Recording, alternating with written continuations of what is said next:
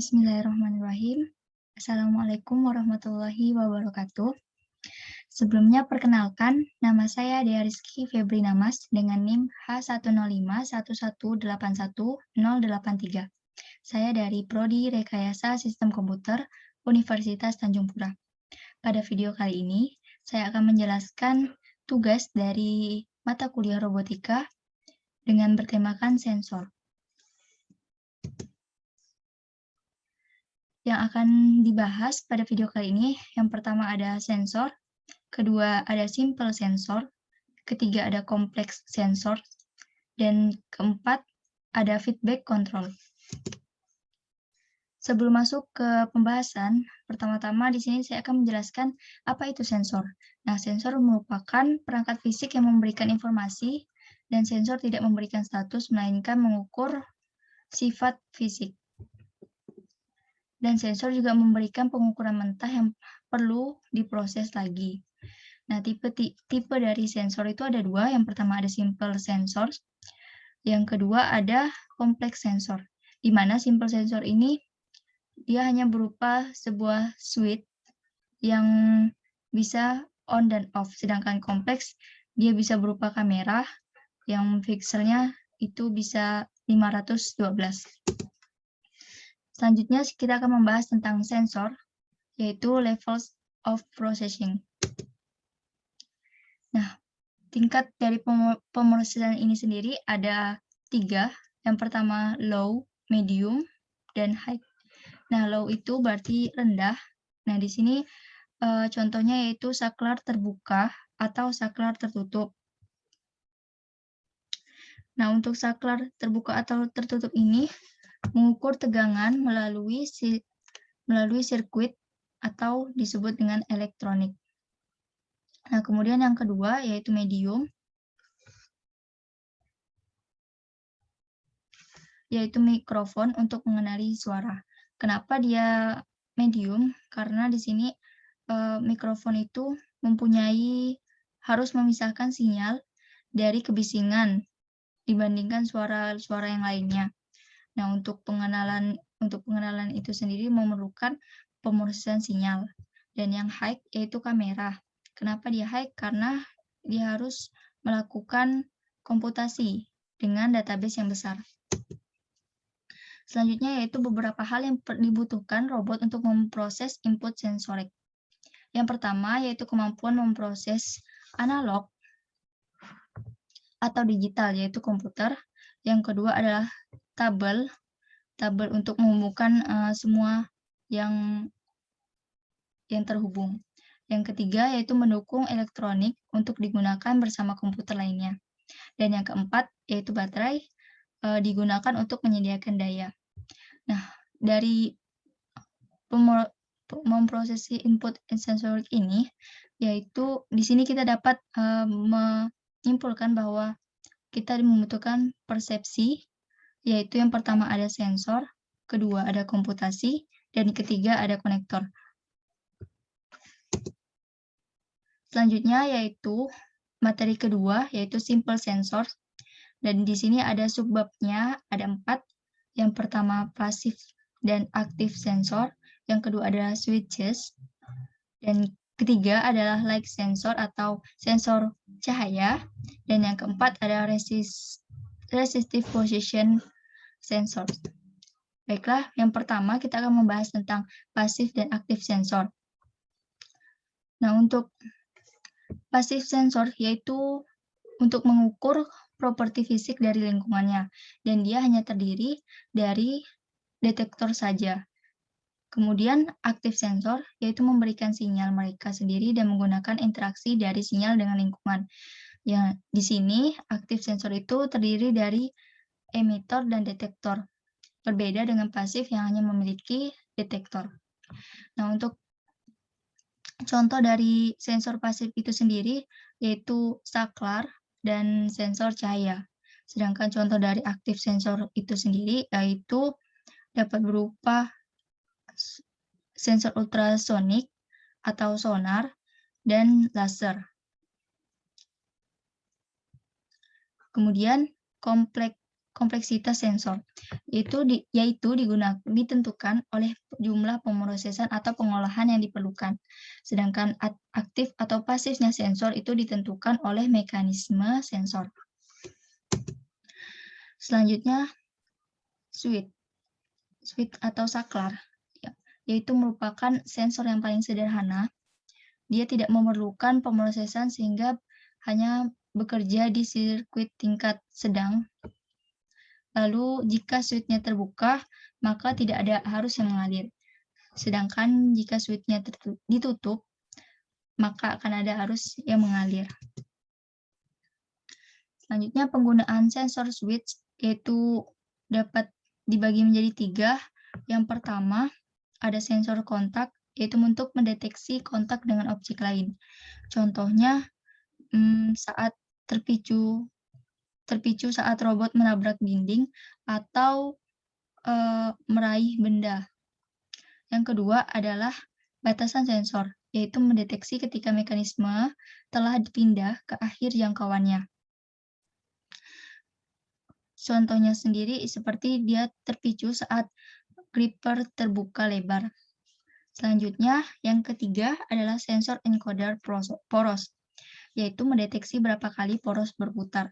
Contohnya, saklar berbunyi diklik di setiap belokan klik dihitung.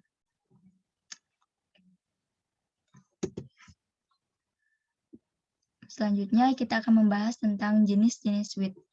Nah, untuk jenis switch ini dibagi menjadi 2, berdasarkan 2 kategori. Yang pertama dalam kehidupan sehari-hari, antara lain ada saklar lampu, tombol mouse komputer, tombol pada keyboard komputer atau piano elektronik, tombol pada telepon, dan lain-lain. Bisa kita lihat di gambar ini.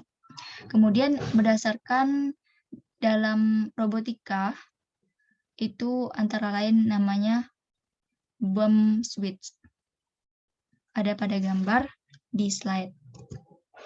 Selanjutnya kita akan membahas sensor cahaya. Nah, di mana sensor cahaya ini mengukur jumlah cahaya yang mempengaruhi fotosel. Sedangkan sensitivitas fotosel terhadap cahaya adalah tercermin dalam perubahan resistensi. Kemudian, sensor cahaya ini merupakan sensor yang gelap. Dia akan mendeteksi juga cahaya dalam kegelapan. Kemudian bisa membalikkan output sehingga rendah berarti gelap dan tinggi berarti terang. Selanjutnya, dapat mengukur intensitas cahaya, intensitas diferensial, dan bright beams. Dan yang terakhir, fotosel dapat dilindungi untuk meningkatkan akurasi dan jangkauan. Selanjutnya kita akan membahas tentang sensor posisi resistif. Nah, di sini secara elektrik, sensor tikungan merupakan resistensi sederhana. Nah, sensor tikungan kurang kuat dibandingkan sensor cahaya dan membutuhkan kekuatan perlindungan di dasarnya di dekat kontrak listrik. Dalam robotika berguna untuk mengindrakan kontak dan pelacakan dinding. Resistensi suatu material meningkat saat dibengkokkan. Resistensi atau hambatan. Maka ketika resistensi atau hambatan sensor tersebut akan meningkat saat dibengkokkan. Nah, contohnya sendiri yaitu ada potensiometer. Selanjutnya kita masuk ke part ketiga, yaitu kompleks sensor, di mana di sini ada subbabnya ada 3, yaitu sensor ultrasonik, laser sensing, dan visual sensing. Nah, untuk sensor ultrasonik sendiri itu nama lainnya sonar atau singkatan dari sound navigasi ranging. Yang berdasarkan prinsip time of flight, emitor mengirimkan kicauan suara. Jika bertemu dengan penghalang, suara itu dipantulkan kembali ke sensor dan diterima oleh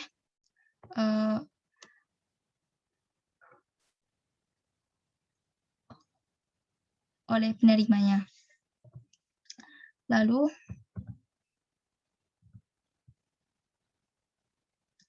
Jika selanjutnya pantulan dideteksi oleh rangkaian penerima disetel ke frekuensi emitor. Nah, jarak ke objek dapat dihitung dengan mengukur waktu yang berlalu antara kicauan dan gemanya. Nah, suara itu merambat sekitar 332 meter per detik. Nah, masih lanjut dengan sensor sonar atau sensor ultrasonik.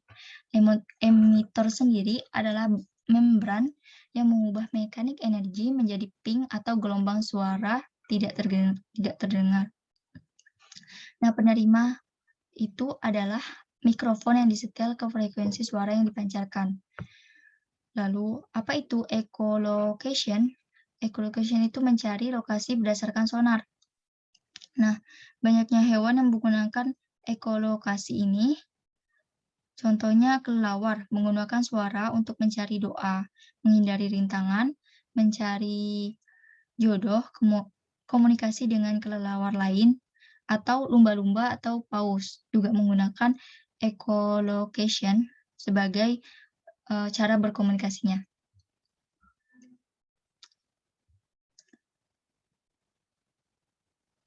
Kemudian sensor ultrasound Polaroid ini digunakan di kamera untuk mengukur jarak dari kamera ke subjek untuk sistem fokus otomatis, memancarkan dalam kerucut suara 30 derajat, dan memiliki jangkauan 32 kaki dan beroperasi pada 50 kHz.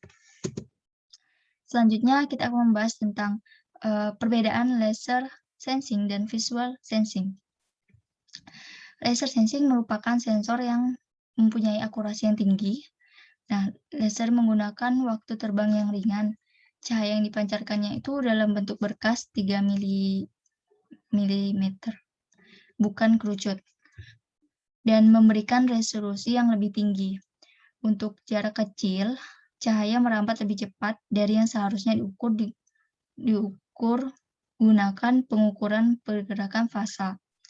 Dan 360 pembacaan pada 180 derajat 10 Hz. Dan karena dia ini memiliki kelebihan ya, yaitu akurasi yang tinggi, namun laser sensing ini juga memiliki kekurangan, yaitu biaya, berat, daya, dan harganya. Dan masih kebanyakan itu masih 2D. Selanjutnya yaitu visual sensing, yaitu merupakan kamera mencoba memodelkan mata biologis. Visi mesin adalah area penelitian yang sangat sulit. Robotika membutuhkan jawaban terkait dengan pencapaian tujuan dari visual sensing ini. Dan pengaplikasiannya itu ada di keamanan, robotika, pemetaan, dan navigasi.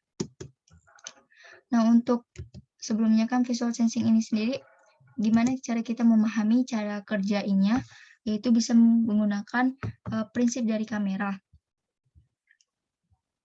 Dan di kamera ini kan memiliki banyak kesamaan dengan mata manusia, sehingga cahaya melewati pembukaan iris lensa dan hit bidang bayangan atau retina. Jadi kita bisa memahaminya dengan menggunakan prinsip kamera. Kemudian ada deteksi tepi. Deteksi tepi ini merupakan kurva yang gambar yang sebenarnya adalah perubahan dari kecerahan. Kemudian ada dari tekstur dan bayangan dan kontur. Kemudian penglihatan stereo, visi biologis, visi berbasis model, dan bisa kita lihat juga dengan visi dari gerak, serta visi untuk robot. Selanjutnya yaitu kita masuk ke part 4, yaitu mengenai feedback control. Di sini ada 5 subbab yang akan kita bahas. Langsung saja yang pertama, di sini adalah feedback atau closed loop control, di mana pengendali membuat keputusan dan perintah aksi robot itu merupakan otak robot. Nah, untuk loop tertutup ini, kontrol loop tertutup ini merupakan sarana untuk mendapatkan sistem robot untuk mencapai dan mempertahankan keadaan yang diinginkan. Biasanya disebut set point, dengan terus membandingkan keadaan saat ini dengan keadaan yang diinginkan. Selanjutnya yaitu subbab kedua, yaitu tentang error. Nah, error di sini merupakan perbedaan kondisi saat ini dan kondisi sistem yang diinginkan. Nah, pengontrol harus meminimalkan kesalahan dari setiap saat. Nah, dari yang pertama yaitu ada arah kesalahan.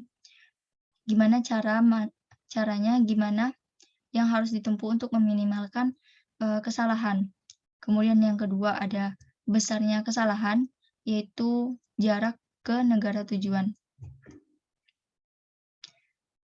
Yang ketiga yaitu kesalahan nol atau bukan nol, yaitu memberitahu apakah ada kesalahan atau tidak. Informasi yang paling sedikit yang bisa kita miliki yaitu kesalahan nol atau bukan nolnya. Kemudian kontrol jauh lebih mudah jika kita mengetahui besaran dan arahnya. Nah, selanjutnya yaitu masuk ke subbab yang ketiga, yaitu tipe dari feedback control. Di sini ada 3 tipe yang tidak bisa saya jabarkan secara detail. Nah, dari tipe ini, yang pertama itu ada kendali proporsional, yang kedua ada kontrol turunan proporsional, dan yang ketiga yaitu kontrol turunan integral proporsional. Selanjutnya yaitu masuk ke subbab yang keempat, yaitu feed forward atau namanya open loop control atau kontrol loop terbuka.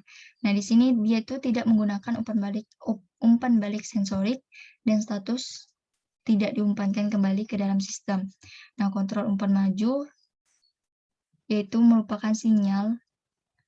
Kontrol umpan maju ini berupa sinyal perintah, yaitu adalah fungsi dari beberapa parameter yang diukur dalam maju. Misalnya pengukuran kekuatan baterai dapat digunakan untuk memprediksi berapa lama waktu yang dibutuhkan untuk belokan. Kemudian masih kontrol loop terbuka, yaitu tetapi perhitungannya dibuat untuk membuat kontrol lebih akurat.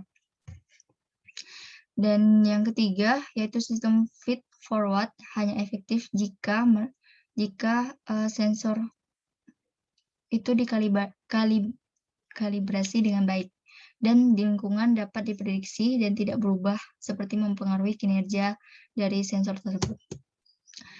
Selanjutnya yaitu contoh. Yang pertama itu kita harus menggunakan umpan balik untuk mendesain robot yang mengikuti dinding. Yang kedua, informasi sensor yang akan digunakan.